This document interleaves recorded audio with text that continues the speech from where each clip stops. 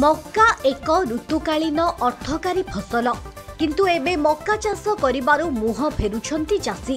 सरकार प्रोत्साहन अभाव और तालीम उन्नत मानर बिहन अभावरु आउ मक्का चाष करुनाहांती चाषी।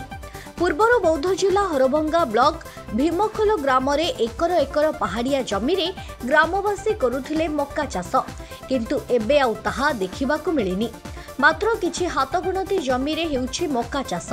जुआड़े देखिबे लागिछि मक्का आउ मक्का बारी भितरे सुआ और मूषा घौड़ाइबा पई चालिछि उद्यम। किए टीण बाड़ौछि तो आउ किए बाड़ौछि डबा। एभली टीण बाड़े शब्द बाहर कले सुआ और मूषा दाउरु किछि मात्रा रे मिलुछि रक्षा। तथापि अधारु अधिक फसल सुआ और मूषा खाई नष्ट करि सारिलेनी।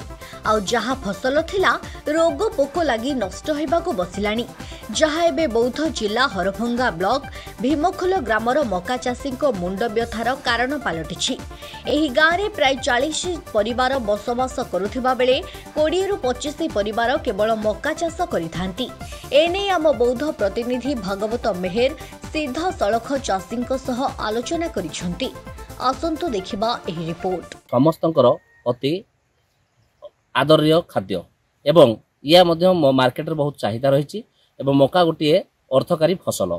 तेणु दिन को दिन मक्का चाष प्रति लोक बा चाषी चाष करने क्षेत्र टिके टिके कहीं कमुची। तार उदाहरण आम आज देखा बौद्ध जिले में विभिन्न जगह पूर्व काल में लोक मैंने चाष प्रति आग्रह थिला एवं चाष करुले।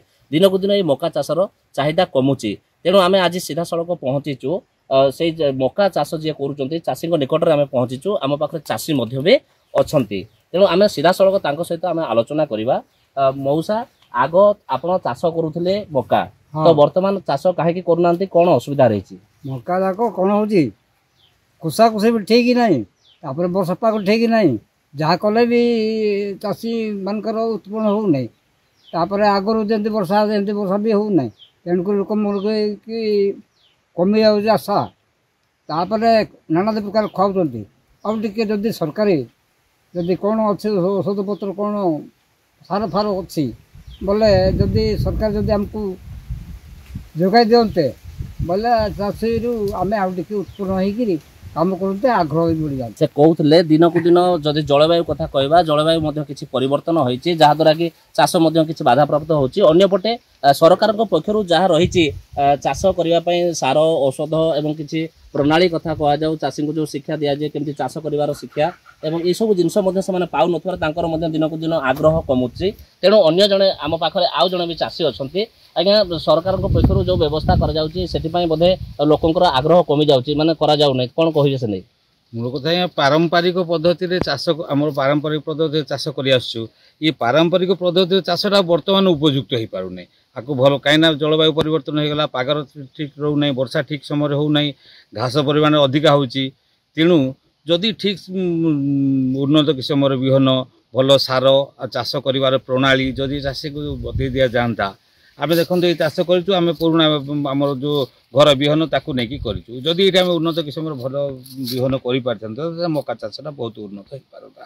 तेणु सरकार तरफ जदि आप जो सहयोग मिलता बहुत किसी अच्छी किंतु लोक पाखे से गुड़ाक पहुँची पारना।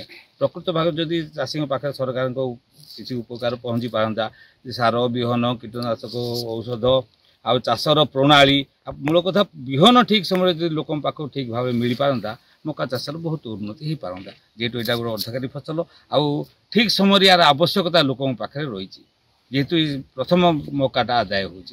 तेणु या प्रति सरकार को दृष्टि देवा आवश्यक आउ चाषी को सहयोग निहाती भाव में आवश्यक ताहले चाषर मक्का चाषर उन्नति हो पार। से कहते गोटे चाषी गोटे सरकार जहाँ भी नीति नियम रखिंट और चाषी जहाँ कर रही सरकार से भी चाषी को दृष्टि देवार आवश्यकता रही। तेणु सरकार चाषी को चिन्हट करवा एवं चाष क्षेत्र में विहन औषध एवं जहाँ भी जहाँ आवश्यकता रही से गुड़ाक जोगई देले से माने उपकृत हो पारते बोली चाषी भितर दाबी होची।